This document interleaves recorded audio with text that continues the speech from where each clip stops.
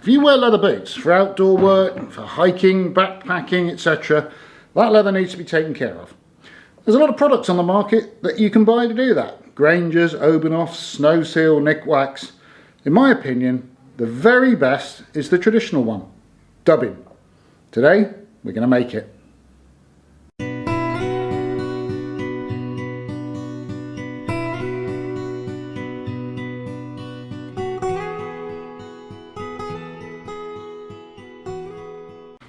Hello and welcome to English Country Life. Welcome to the workshop. Today we're going to carry on with the series we've done on making household products. We've covered already how to make beeswax furniture polish. We've covered how to make saddle soap, a really good cleaner for your tack and for your outdoor leather gear. We've covered how to make traditional shoe polish to get a really good shine on your more formal shoes. Today we're going to add to that series. We're going to cover some new materials and we're going to talk about Dubbin. Now, Dubbin is a leather conditioner intended for hard working items. It's there to waterproof and protect and keep the leather in good condition. It's not particularly a softener. So if you want to soften, you would use saddle soap or you'd use Neatsford oil. Certainly, it's not a high shine. For that, you would use shoe polish.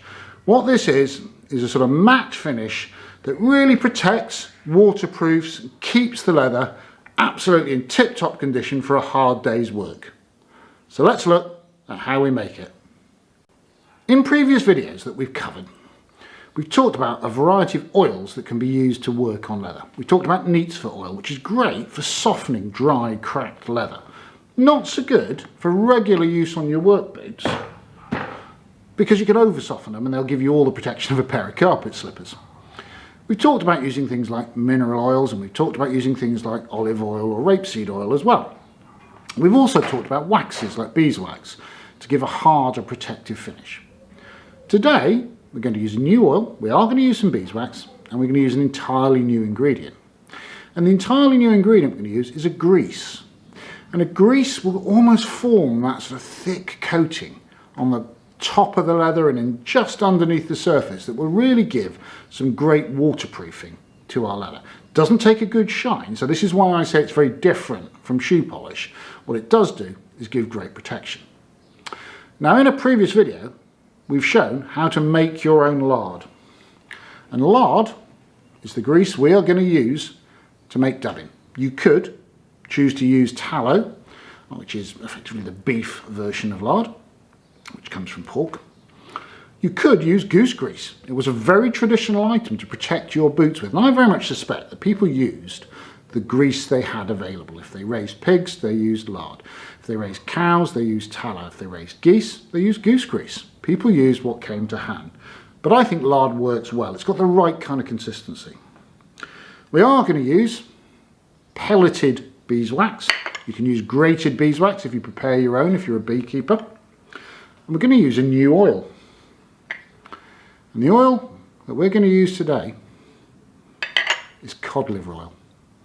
And for those of us of a certain age, you may remember your parents giving you a spoon of cod liver oil to keep your joints supple. And it also keeps your leather supple. And perhaps more importantly, it doesn't taste as disgusting when you put it on your boots. Now, here's the thing. The three products that we're going to combine to make Dubbin are all natural animal-based products. And keeping your boots in good condition, your boots are leather, they're an animal product. So if we use all natural animal-based products on the leather, they will naturally combine well and keep the leather in good condition. In order to combine our ingredients then, what we're going to do is create a double boiler. A pan with a low amount of boiling water and another vessel on top. You don't need a posh thing like this. You can use a glass bowl or a second saucepan that balances. Just something that is being warmed by the steam rising up from below. The purpose of the double boiler means you cannot get your oils and your fats too hot so that they catch fire. They can't get hotter than the boiling point of water, which is 100 centigrade, and that is well below what is necessary for them to catch fire. So once that's warm, you can see how quickly our beautiful creamy white homemade lard melts. So we'll put that in first and let it liquefy. The recipe we're using calls for 6 parts of lard by weight to 3 parts of beeswax by weight to 1 part of cod liver oil. So if you're going to make a kilo of it, you'd use 600 grams of lard, 300 grams of beeswax, 100 grams of cod liver oil. I don't need that much Dubbin. I'm making a couple of 100 grams. So 120 grams of lard, 60 grams of beeswax, 20 grams of cod liver oil. We'll leave that lard to melt. There we are, the last of our lard is just melting. And I use a metal skewer a lot of the time to mix these kind of things up. So, to our melted lard, I'm going to add our cod liver oil. Obviously these wouldn't mix well in a solid state, and that's why we melt them in order to do this. Cod liver oil does have quite a distinct smell, as does the lard, so it is quite useful to do this in a workshop or outdoors on a still day.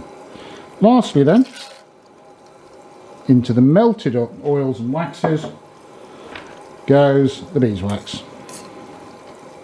So you will stir that gently now on a very low heat until the beeswax dissolves.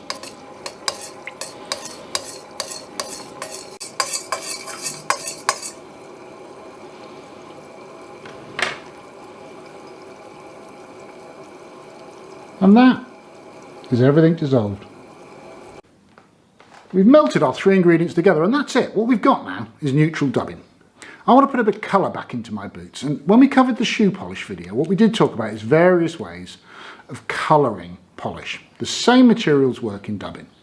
I'm going to use what's called brown oxide, which is a variety of iron oxide, rust to you and me, and that iron oxide comes in all sorts of colours from light tan through to black. Mid brown is most suitable for the kind of boots I wear, so we'll mix a bit of that in to colour it. We'll then pour the melted mixture into some flat tins. I use these little aluminium tins. They're sort of 100 gram size, you can buy them. But you can also just keep old shoe polish tins, keep makeup jars, something preferably wide and low. And just pour your melted dubbin into that and let it set. What I'm trying to do is just shake this on to the surface. I don't want to drop it in a big clump if I can possibly help it. One of the advantages of using a mineral like brown oxide is it doesn't tend to clump over time. You know, things that attract water will tend to clump. Because this is effectively a metal oxide, it won't. Now I want a little bit more in that. That's still looking a bit pale.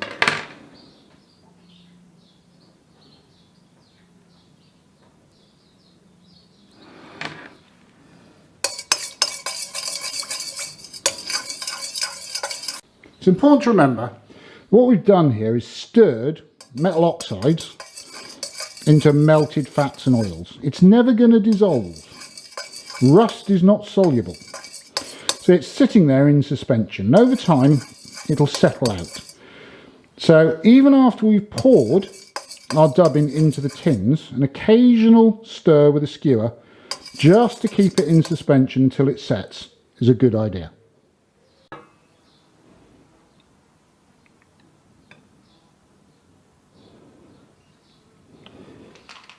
One thing I do like to do is use some smaller tins.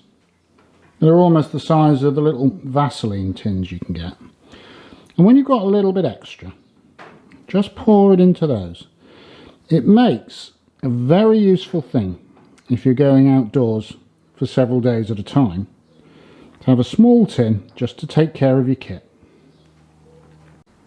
Give your dubbin an hour or two to set, and it'll look like this. A sort of swirly brown colour, and this stuff will do an excellent job at getting your boots ready and protected for the winter to come. Let's have a look at how we use it. The best cloth for polishing are cut up old cotton t-shirts. They're beautifully soft, you don't waste any money, and you don't send some cloth to landfill while buying other clean cloths. Just rub up some of your dubbing on the cloth and apply it generously. Now the thing is, this is designed to penetrate the leather. The grease component and the oil components really help with that. And far more so than a polish which will sit on the surface and give a nice appearance because of its heavy wax components, this type of dubbing will really get deeply into the leather and add a great deal to the waterproofing. Now I invite you to look at that. You can see already just how much better that leather looks. So let me show you how that turns out. We start off with some boots that have done a bit of hard work, need a bit of TLC, and we end up with this. Cleaned, supple, waterproofed, really ready for the coming winter. And I'd invite you just to think about what we actually made here. So this is our brown dubbin. It's made from lard, which is in turn made from leaf fat, which is often a byproduct of the pork that we eat. The beeswax is often a byproduct of making honey. Cod liver oil, byproduct of fish. And even the brown oxide is just rust. So we've made a brilliant product out of things that would often, in a throwaway society, go to waste, that has in turn extended the life and improved the use of an expensive product. And that is a lot of what we're about here. We are, as a society, terribly wasteful in the modern age, and we don't have to be. People never used to be. They used every part of every animal that they grew. They used different parts of the vegetables than we currently do because they knew the effort that went into it. And that actually makes us walk a little bit lighter on the planet. Now, I'm not telling anyone how to live their life. Heaven forfend, I've got no basis to do that. What I'm trying to explain is a little bit about our philosophy of how we live. And if we can use things that would normally go to waste, that saves us money, that extends the life of expensive items and makes us a bit more comfortable, I think that's brilliant. I really enjoy it. If you've enjoyed this kind of content, could you spare 5 seconds? Give us a thumbs up down below, leave us a comment. There will be a lot more of this type of stuff coming, particularly as we move into the winter, and there'll be less harvesting type videos and more making type videos. And if you'd like to see them, click subscribe down below and hit the little bell icon next to it, and you'll hear every time we upload a new video. But whatever you do, come back and see us soon.